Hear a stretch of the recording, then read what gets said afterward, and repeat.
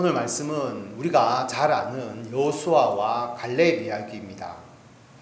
이스라엘 백성들이 애굽의 노예에서 해방된 후에 홍해를 지나서 가나안 땅을 향하여 나아가게 되죠. 광야를 통과해서 약속의 땅, 젖과 꿀이 흐르는 땅, 가나안 땅 바로 앞까지 도착했습니다. 이제 요단강만 넘으면 가나안 땅입니다. 그런데 가나안 땅으로 곧바로 들어갈 수가 없습니다. 가나안 땅에 들어가기 전에 먼저 그곳 상황을 정탐해야 합니다.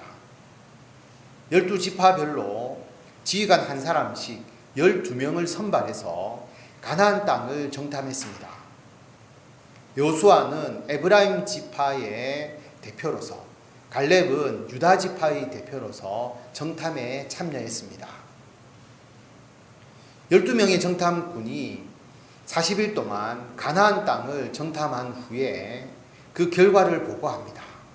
가나안 땅에 가보니까 정말로 그 땅에 젖과 꿀이 흐르는데 이것은 이 땅의 과일입니다. 젖과 꿀이 흐른다는 것은 양을 칠 수가 있고 꿀을 채취할 수 있는 좋은 땅이라는 뜻입니다. 얼마나 좋은 땅인지 과일이 탐스럽고 크게 열린 것을 보고 백성들이 너무 기뻐서 환호성을 지릅니다. 그런데 그 기쁨도 잠시, 이어서 정탐꾼들이 부정적인 내용을 보고합니다. 땅은 좋은데, 열매는 좋은데 그 땅 거주민이 강합니다. 성읍은 견고하고 힘이 커서 우리가 정복할 수 없습니다. 그 땅에서 거인의 후손인 아낙 자손을 보았습니다. 그들의 키가 얼마나 큰지 그들이 보기에 우리는 메뚜기 같았을 것입니다. 아말렉 사람은 남방 땅에 거주하고 헷, 여부스, 아모리 사람은 산지에 거주하고 가나안 사람은 해변과 요단강에 거주합니다. 이미 좋은 땅, 좋은 지역은 다른 민족들이 다 차지하고 있습니다. 정탐꾼의 이런 보고를 듣자 이스라엘 백성들은 큰 소리로 밤새도록 통곡합니다. 이제 우리 다 죽었다. 우리 끝이다. 절망감, 낙담, 자포자기. 그런데 통곡으로 그친 것이 아닙니다. 자신들의 지도자 모세와 아론을 원망합니다. 왜 우리를 여기까지 인도해 왔느냐? 그리고 더 나아가서 하나님께서 왜 우리를 여기까지 인도해서 우리를 다 죽게 만드느냐? 하나님을 원망하고 비판합니다. 뿐만 아니라 새로운 지도자를 세워서 애굽으로 돌아가려고 합니다. 반역을 일으키는 것입니다. 통곡. 원하는 일이 이루어지지 않으면 사람들은 통곡합니다. 좌절하고 낭망합니다. 그 다음 원망. 내가 이렇게 된 것은 누구 때문이다. 그 사람을 원망합니다. 하나님 때문이다. 어떻게 하나님이 나에게 이럴 수가. 하나님을 원망합니다. 그리고 반역. 그 사람과의 관계를 끊어버립니다. 하나님 믿지 않겠다. 신앙을 포기해버립니다. 통곡, 원망, 반역. 그런데 여러분, 이것이 올바른 행동일까요? 곰곰이 한번 생각해 보시기 바랍니다. 하나님이 뭐 때문에 이스라엘 백성들을 그렇게 힘들게 애굽의 노예에서 해방시키시고 가나안 땅 입구까지 인도해서 거기서 죽게 하시겠습니까? 그동안 먹이신 메추라기 고기와 만나가 아깝지 않습니까? 하나님께서 이스라엘 백성들을 가나안 땅 입구까지 인도하셨으니까 가나안 땅을 차지하게 하실 것은 명확합니다. 정탐꾼과 이스라엘 백성들의 걱정, 두려움 다 쓸데없는 것입니다. 원망과 반역 역시 전혀 근거 없는 것입니다. 12명의 정탐꾼 중에서 여호수아와 갈렙은 달랐습니다. 자기들의 옷을 찢으면서 강력하게 선포합니다. 여호와께서 우리를 기뻐하시면 우리를 가나안 땅으로 인도하여 들이시고 그 땅을 우리에게 주실 것이다. 여호와를 거역하지 말아라. 가나안 땅 백성 두려워하지 말아라. 그들은 우리의 먹이이다. 예전 개역 성경에서는 그들은 우리의 밥이다. 우리의 밥이다가 훨씬 더 감명 깊게 다가옵니다. 여호와는 우리와 함께 하신다. 그들을 두려워하지 마라. 여러분, 상식적으로 생각을 하면 10명의 정탐꾼의 생각이 맞을 수도 있습니다. 가나안 땅을 차지하는 것은 불가능하게 보일 수도 있습니다. 여러분, 그런데 그것이 불가능하다면 우리가 사는 지금 이 시점에서 모든 것이 다 불가능합니다. 코로나로 인해서 교회에 대해서 비난이 쏟아지는 요즘 같은 시기에 예수님을 믿자고 한다고 교회 나올 사람이 누가 있겠냐? 전도 불가능이다. 포기하자. 맞는 것처럼 보일 수 있습니다. 그렇다면 우리나라 조선시대 때에 예수 믿는 사람 한 사람도 없을 때에 조상에게 제사를 지내지 않으면 바로 죽임을 당하는 그때에 예수님을 믿으면 잡혀서 집안이 멸족하게 되는 그 시대에 예수님을 믿는 것이 가능하겠습니까? 완전 불가능합니다. 그런데 그 시대에도 예수님을 믿는 사람들이 생겼습니다. 불꽃이 일어나 퍼지듯이 예수 믿는 사람들이 늘어났습니다. 죽이고 또 죽여도 예수 믿는 사람이 생겼습니다. 불교와 유교, 미신에 잡혀있던 우리나라가 천만 기독교인이 되었습니다. 여러분, 이것도 도저히 불가능한 일 아닙니까? 그런데 이것은 어떻게 이루어질 수 있었습니까? 전쟁으로 아무것도 없이 폐허가 되어버린 우리나라가 수십 년 만에 어떻게 이렇게 잘 살 수 있었습니까? 불가능한 일이 아닌가요? 그렇습니다. 불가능한 일입니다.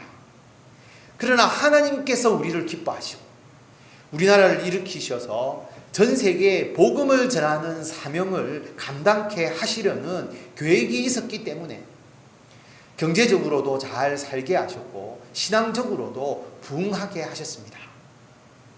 인간적인 관점에서 보면 불가능하게 보이고 무모하게 보이는 것도 하나님의 계획과 하나님의 뜻을 알면 믿음으로 담대하게 나아갈 수가 있습니다.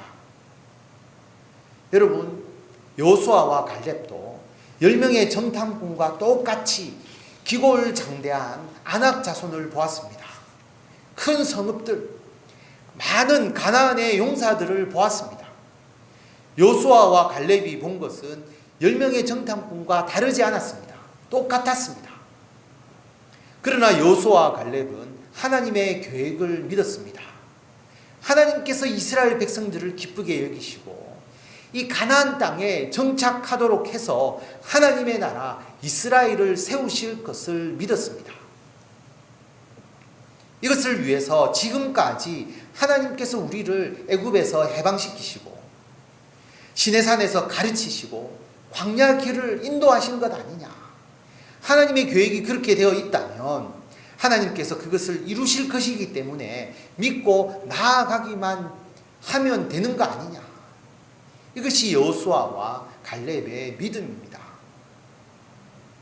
성도 여러분, 하나님께서 여러분들을 택하셔서 하나님의 나라를 확장하는 일을 감당하게 하시려고 이 땅에서 태어나게 하셨습니다. 예수님과 12제자로부터 시작된 하나님의 나라, 예수님을 믿음으로 구원을 얻는 사람들로 이루어지는 하나님의 나라, 교회를 통해서 확장되어 가는 하나님의 나라, 그 사명을 감당하게 하시려고 우리를 이 세상에 보내셨습니다. 그런데 하나님의 나라를 아무도 없는 무인도에 세우는 것이 아닙니다. 우리보다 더 강한 사람이 득실거리는 이 세상 가운데 하나님을 믿지 않는 사람이 두 눈을 부릅뜨고 우리를 대적하는 이 사회 속에 하나님의 나라를 세웁니다. 하나님의 나라를 세우기 위해서 우리가 무엇을 합니까? 간단하게, 아주 간단하게 단순하게 말하면 전도와 봉사입니다. 첫째는 전도. 세상 사람들에게 예수님을 믿고 구원을 받도록 복음을 전하는 것. 둘째는 봉사. 우리가 전도할 이웃들, 그리고 전도한 새신자들, 아직 신앙이 연약한 성도들을 위해서 열심히 봉사하고 섬기고 사랑해서 그들을 예수님의 제자로 양육하는 것. 여러분, 가정생활이든 직장생활이든 교회생활이든지 우리의 사명을 요약하면 딱 두 가지입니다. 전도하라, 봉사하라. 전도와 봉사를 하도록 하나님은 우리가 태어날 때부터 지금 이 순간까지 하나님의 계획 속에서 우리를 가르치시고 보호하시고 인도하셨습니다. 여러분은 그 사명을 감당할 준비가 이미 다 되어 있습니다. 그런데 막상 하나님께서 여러분에게 가족에게 전도하고 가정에서 봉사하고 가족들을 신앙으로 양육하십시오. 직장에서 전도하고 사회에서 만나는 사람들을 사랑으로 섬기십시오. 교회에서 함께 전도하고 성도들에게 봉사하십시오. 하나님께서 그렇게 말씀을 하시면 어떤 분은 10명의 정탐꾼과 같이 이스라엘 백성들과 같이 통곡하고 원망하고 불평합니다.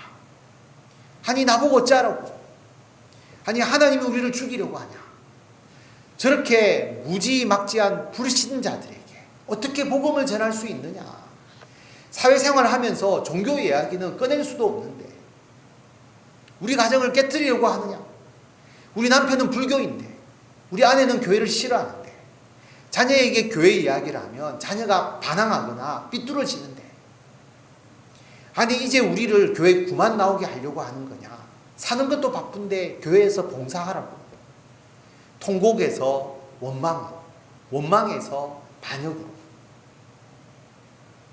하나님께서 우리를 가정과 직장과 교회에서 전도와 봉사의 사명을 행할 수 있도록 충분히 훈련하고 준비를 시키셨는데 우리는 자꾸만 믿음의 눈으로 보지 못하고 세상의 눈으로 바라보면서 불가능하다고 통곡하고 있습니다. 하나님께서는 가나안 땅에 들어갈 수 없다, 하나님이 우리를 죽이려 한다, 애굽으로 돌아가자, 반역하자고 한 백성들을 어떻게 하셨습니까?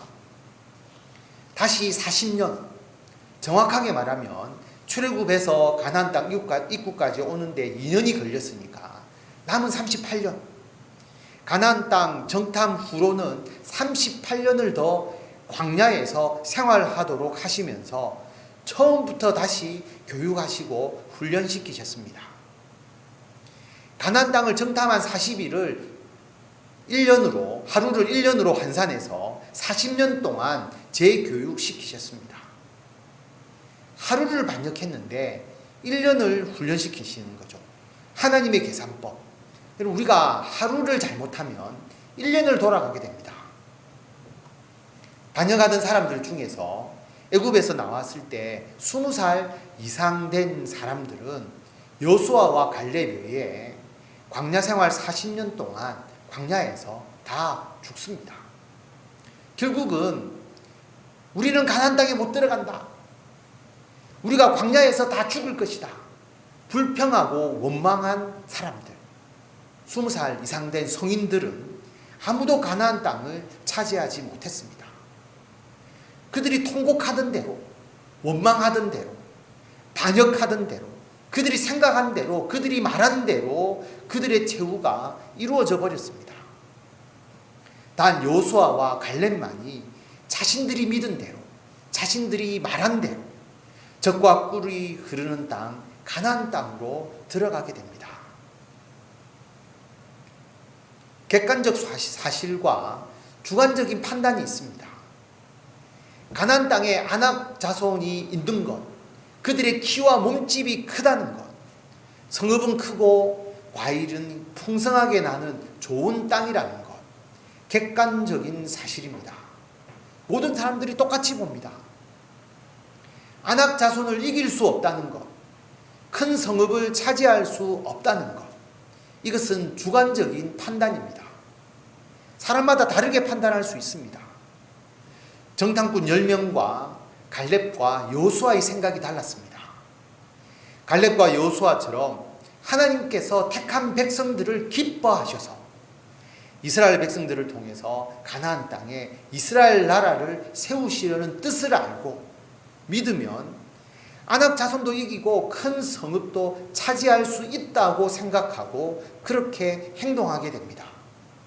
결국 그 믿음대로 이루어지게 됩니다. 한국 교회에 노인 성도가 많다.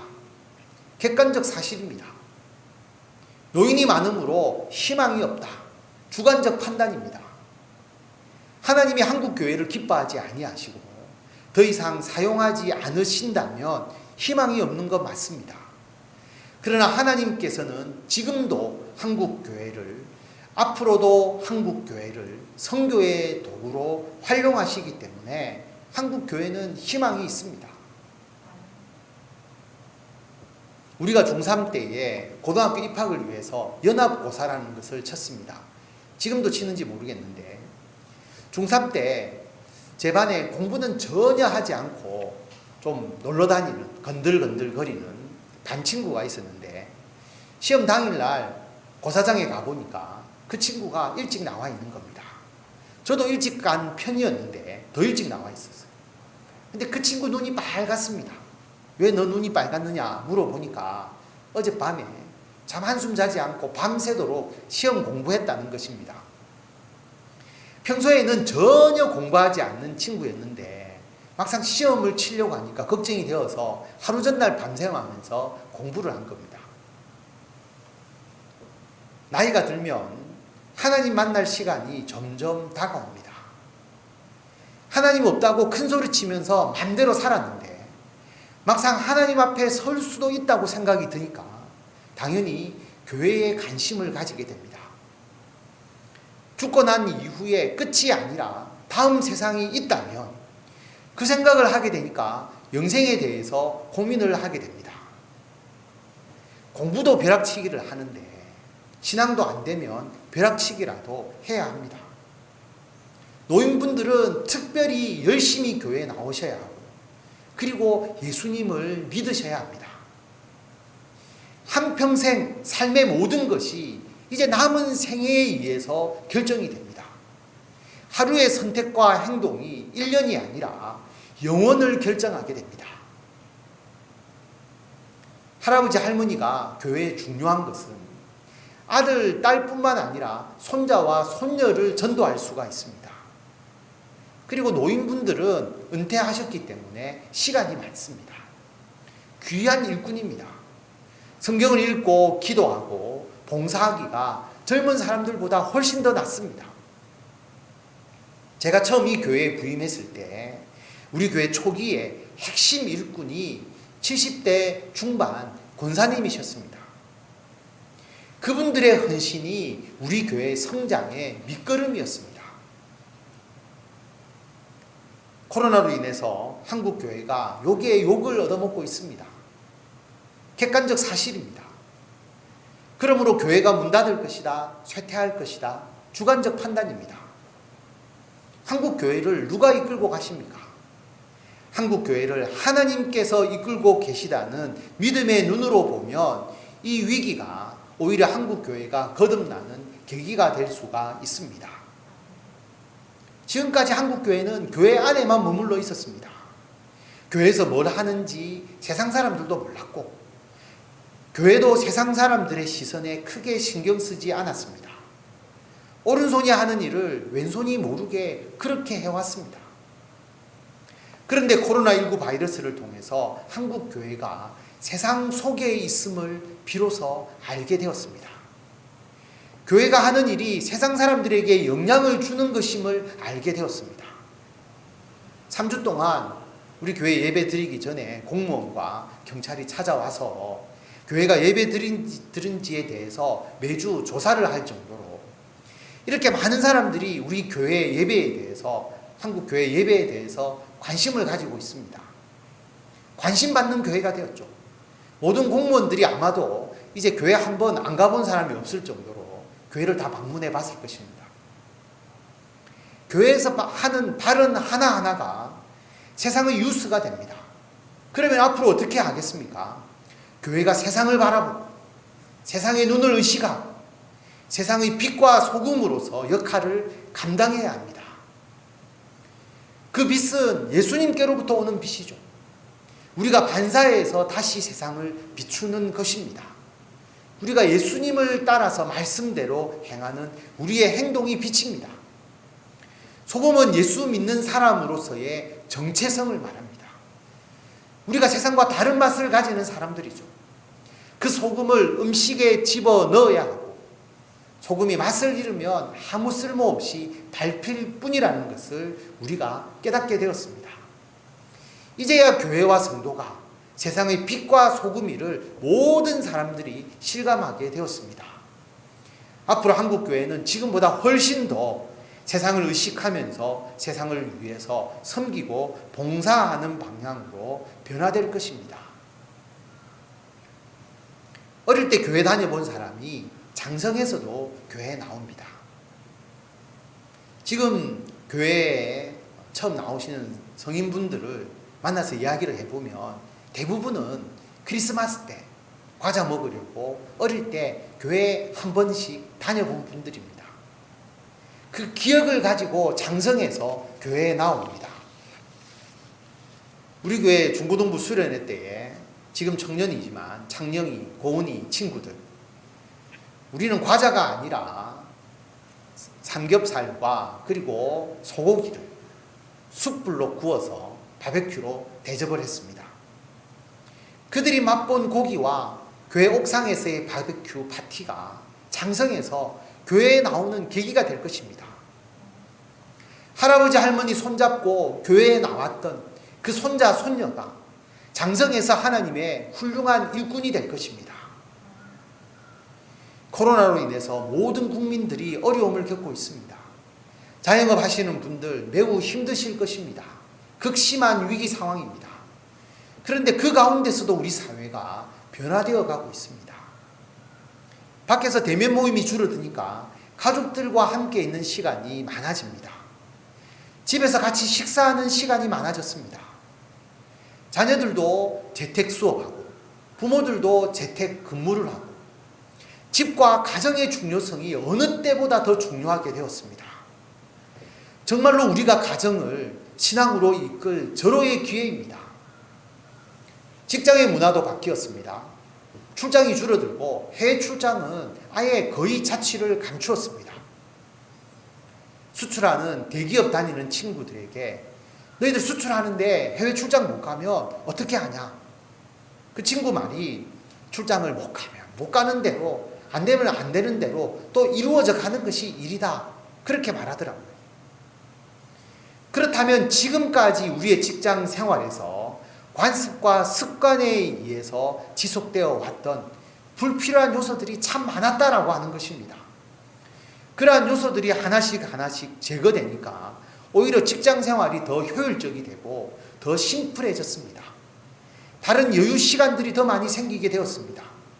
직장에 새로운 그리스도의 영향력을 나타낼 기회가 더 커졌습니다. 교회도 마찬가지입니다.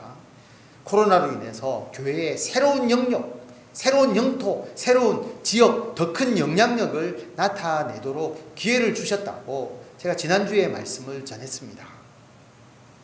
성도 여러분, 코로나로 우리는 망했다, 끝이다, 절망하고 낙담하지 마시기 바랍니다. 하나님께서 코로나를 통해서 우리를 망하게 하시고 교회를 쇠퇴하게 하시겠습니까? 하나님이 더 이상 우리와 교회를 기뻐하지 아니하시겠습니까? 아니지 않습니까? 하나님은 저와 여러분들을 기뻐하시고 지금껏 정성을 다해 인도하시고 이끌어 주셨습니다. 하나님은 지금도 한국교회를 기뻐하시고 전 세계 복음화를 위해 사용하고 계시고 앞으로도 사용할 계획을 가지고 계십니다. 그러므로 코로나 바이러스에도 불구하고 우리는 계속 훈련받아야 하고 하나님의 일을 계속해야 합니다. 우리의 봉사와 전도는 계속되어야 합니다. 이제 우리는 비대면이 아니라 일주일에 한 번 보는 것이 아니라 항상 만나는 우리가 되어야 합니다. 성경 공부와 구역 예배도 이제 줌을 통해서 영상으로 만납니다. 비대면이 아니라 영상 대면이죠. 영상으로 서로 봅니다. 새벽기도 수요 예배, 금요일 예배, 11시 예배 모두 실시간 영상으로 제공이 됩니다. 언제나 참여하실 수 있습니다. 실시간 영상이 사라지는 것이 아니고 제가 하루 정도는 그 실시간 영상을 그대로 유지시켜 놓습니다. 그리고 그 다음에 말씀만 제가 편집해서 다시 밴드에 올리거든요. 그러니까 시간이 없다라고 말할 수 없습니다. 언제든지 여러분이 새벽기도, 수요예배, 금요 기도회에 참여할 수가 있습니다. 11시 예배도 마찬가지고 영상으로 예배 드리시고 댓글을 통해서 서로가 소통하시기 바랍니다. 댓글로 대면하는 것이죠. 만나서 할 얘기를 이제는 댓글을 통해서, 카톡을 통해서 그렇게 하시면 됩니다. 2시 30분에 찬양 예배를 다시 시작합니다. 물론 줌으로 합니다. 그런데 줌으로 찬양을 하기가 어려워서 성경 말씀 나눔 그렇게 합니다. 아직 익숙하지 않았기 때문에 처음에 해보면 여러모로 불편할 것입니다. 그러나 우리가 잘 할 수가 있습니다. 뿐만 아니라 우리가 복음을 전하는 것, 교회 봉사하는 것, 가정을 신앙으로 돌보는 것, 직장 생활을 통해서 복음의 영향력을 끼치는 것, 모두가 기골장대한 안악 사람들과 싸우고 크고 견고한 가나안 성읍들을 정복하는 일과 같습니다. 언뜻 보기에 불가능하게 보입니다. 그러나 아무리 크고 견고한 그러한 곳이라 할지라도 하나님께서 우리와 우리 교회를 기뻐하시기 때문에, 한국 교회를 기뻐하시기 때문에, 우리들의 가정과 우리들의 직장을 기뻐하시기 때문에, 그래서 하나님께서 계획하시는 일이기 때문에, 하나님의 약속이 있기 때문에, 하나님께서 함께 하시기 때문에 반드시 우리가 하는 이 일은 성취됩니다. 믿으십니까? 믿으십니까? 기도하겠습니다. 하나님 은혜를 감사드립니다. 아버지, 우리가 가정과 직장과 교회를 통해서 이 땅에 하나님의 나라를 확장하는 일이 언뜻 보기에는 불가능하게 보일 때도 있습니다. 그러나 하나님이 우리를 기뻐하시고 우리를 통하여서 이 일을 이루어 가심을 우리들이 믿습니다. 이제는 믿음의 눈으로 바라봅니다. 코로나로 인해서 가정과 직장과 교회가 여러모로 어려움이 있지만 오히려 이것을 통해서 하나님께서 더욱더 하나님의 나라가 확장되도록 이끌어 주심을 믿습니다. 인내하며 믿음으로 담대하게 나가게 하여 주시고 하나님께서 우리들에게 지혜를 주셔서 이 위기를 극복할 수 있는 방향으로 우리들의 삶을 이끌어 주시고 우리들을 통하여서 우리들의 가정이 잘 되고 직장과 사업이 성장해 나가며 교회가 하나님의 복음으로 더욱더 주님의 사명을 감당할 수 있도록 주님께서 역사하여 주시기를 간절히 빌고 원하오며 우리 주 예수 그리스도의 이름으로 기도드립니다. 아멘.